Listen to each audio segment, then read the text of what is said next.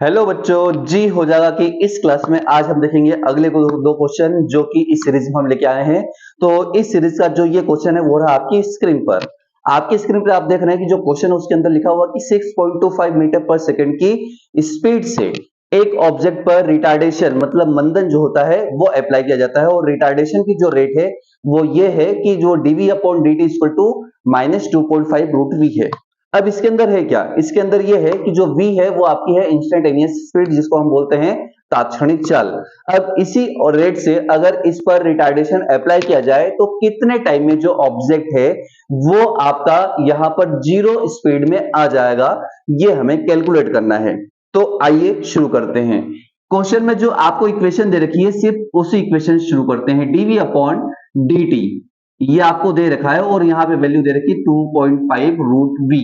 अब हमें इस इक्वेशन से क्या करना है, टाइम निकालना है। अब कैसे निकालेंगे, तो एक काम करते हैं, ये हो जाएगा dv अपॉन √v कर दे इसको, और इसको -2.5 इसको क्या कर सकते हैं, dt कर सकते हैं। इंटीग्रेशन कर दीजिए इसका इंटीग्रेशन। अब जो ऑब्जेक्ट है वो ऑब्जेक्ट है 6.25 मीटर पर सेकंड की स्पीड से चल रहा है और उसकी फाइनल स्पीड आपको जीरो करनी है।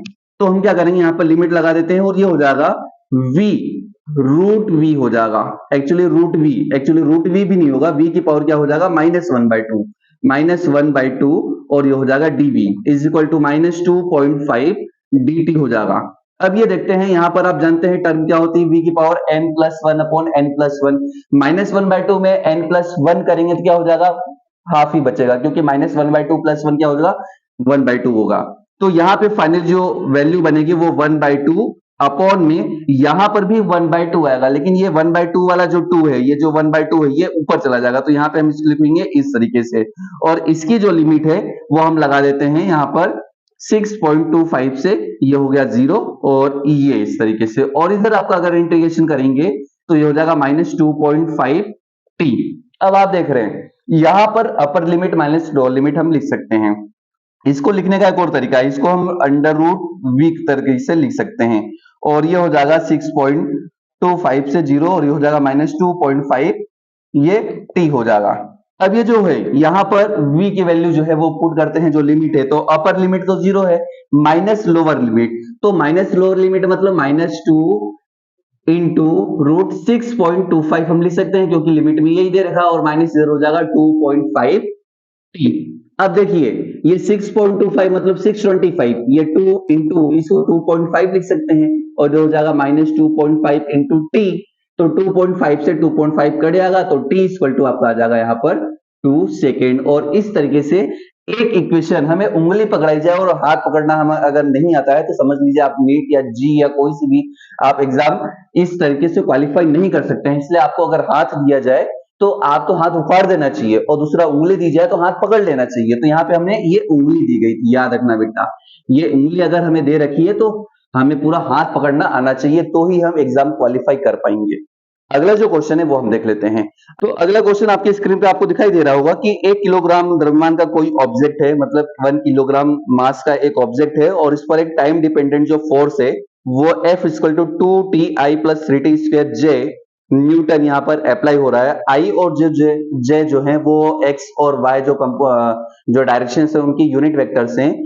तो आपको यहाँ पर इसके बाद क्या करना है कि किसी टाइम t पर इस पर जो पावर होगी वो कितनी होगी, वो अगर हमें यहाँ पे एस्टिमेट करना है तो हम कैसे करेंगे, वो आइए हम यहाँ पर शुरू करते हैं।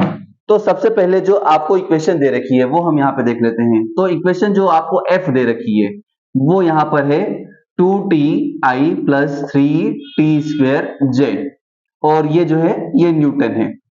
अब क्या है, आपको बोल रखा है कि आपको पावर फाइंड करनी है। Power P equal to VI होता है इलेक्ट्रिसिटी के अंदर, इलेक्ट्रॉनिक्स के अंदर, लेकिन यहाँ पे जब हम बात करते हैं काइनेमेटिक्स के अंदर तो यहाँ पे पावर P इक्वल टू होता है FV। क्या होता है, FV। अब अगर power P equal to FV find करना है तो हमें पास F है, सिंपल है, लेकिन V हमारे पास नहीं है। V हमारे पास नहीं है तो हम क्या करेंगे, तो V अगर हमारे पास नहीं है तो V से रिलेटेड कौन सी क्वांटिटीज होती हैं, एक तो होती है डिस्प्लेसमेंट जिससे वेलोसिटी फाइंड होता है, दूसरा होता है एक्सेलरेशन। अब डिस्प्लेसमेंट तो यहां से हम फाइंड नहीं कर सकते हैं, लेकिन एक्सेलरेशन फाइंड करने के लिए हम a = F/m का क्या करते हैं, फॉर्मूला लगाते हैं। और m जो दे रखा है वो आपको दे रखा है 1 किलोग्राम। इस तरीके से f अपॉन 1 हो जाएगा, तो हमारे पास जो एक्सेलरेशन होगा वो हो जाएगा 2ti प्लस 3t स्क्वायर जे, और ये हो जाएगा मीटर पर सेकेंड स्क्वायर। इस तरीके से हमारे पास एक्सेलरेशन आ गया।